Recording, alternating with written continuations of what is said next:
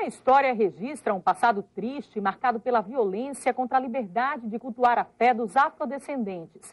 Uma mancha de sangue na história de Alagoas, produzida com a quebra de Xangô em 1912.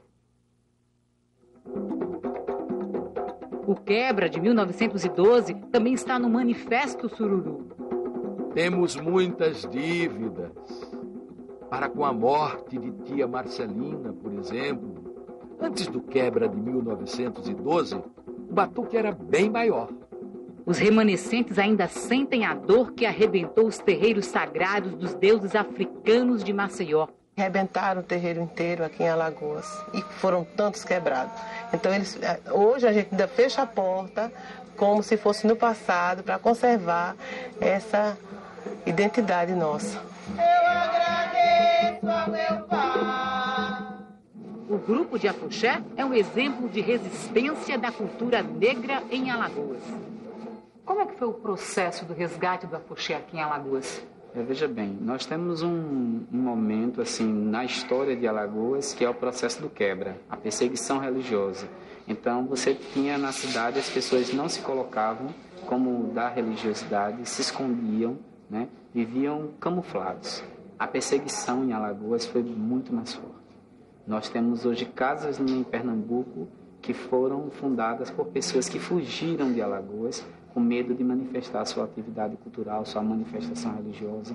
Então, as pessoas, por esse medo dessa perseguição que aconteceu, o 12, né, o Quebra de Xangô, foi um fato que conseguiu fazer com que as pessoas deixassem de assumir sua cultura, sua cidadania, o respeito ao outro, e começam a fugir da cidade.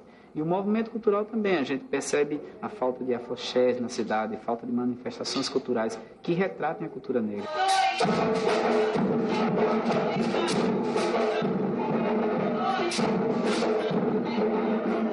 E a tia Marcelina foi uma das vítimas. Ela foi assassinada naquela época. Professor, quem promoveu essa tragédia aqui no estado de Alagoas? Bem, essa é uma história muito interessante que o estado de Alagoas, o Brasil, deve ter conhecimento dessa participação heróica da comunidade negra.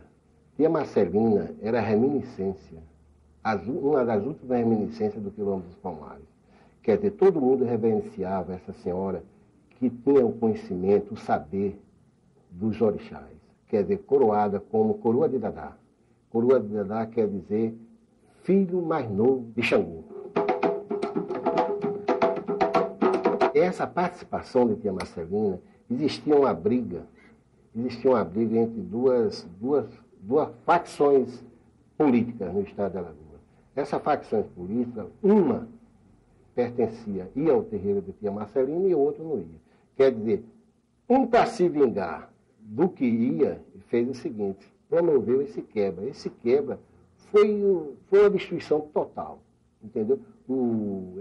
Era muito humilhante esse quebra, quer dizer, promovido por uma liga de ex-combatentes, reminiscência da Guerra do Paraguai. O que eu me prendo, que o Zumba, que nós chamamos mestre, entendeu? O Zumba foi uma pessoa que me levou para os terreiros. O Zumba, eu convivi com o Zumba uns de 25 a 30 anos. E o Zumba me fez conhecer todos os terreiros de Maceió.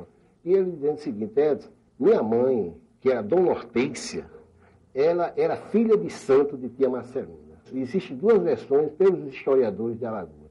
A primeira versão é que tia Marcelina notou o seguinte, que ia ser castigada porque estava quebrando todos os terreiros.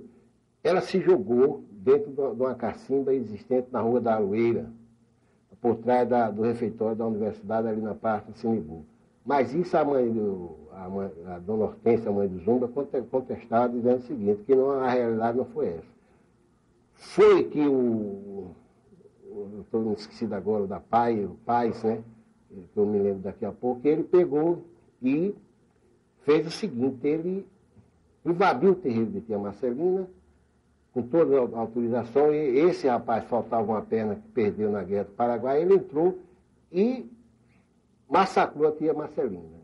E o soldado que chutou a tia Marcelina e meteu o sabre na cabeça da tia Marcelina, uma coisa curiosa. Ele morreu seco, a parte que ele bateu, secou.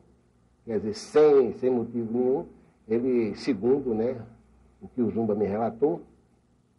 E uma coisa interessante que o Zumba me diz: ó, Edson, há muita, que ninguém sabe dessa história, mas há muita coisa por cima disso. Você veja o seguinte, que a tia Marcelina, prestes a morrer, disse que Maceió seria um dia só. Tudo que os políticos fizessem, entendeu? Para Maceió, era um dia só. Sabe? Quer dizer, isso diz a lenda, isso diz o Zumba, isso veio de gerações e gerações.